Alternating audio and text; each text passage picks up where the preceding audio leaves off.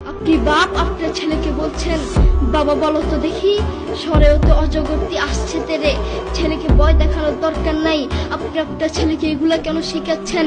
আপনি আপনার ছেলেকে শিখাবেন, বাবা বলো তো দেখি সরেও তো অজু করে নামাজ পড়ি। একদিকে ইসলাম শিখবে আরেকদিকে বাক্য শিখবে।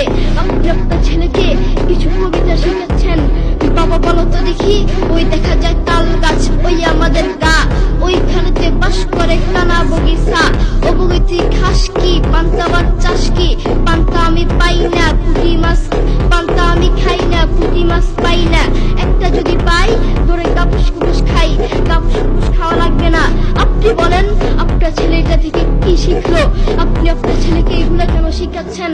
আপনি আপনার ছেলেকে বলবেন, বাবা বলো তো দেখি ওই দেখা যায় কবর, ওই আমাদের ঘর, ওইখানেতে থাকতে হবে অনেকটা বছর। ও কবর তুই চাস কি? নেককার লোক পাস কি? নেককার লোক পাই না, একটা যদি পাই ধরে জান্নাতে ঢুকে, ঠিক কিনা? আপনি আপনার ছেলেকে এগুলা শিখাবেন,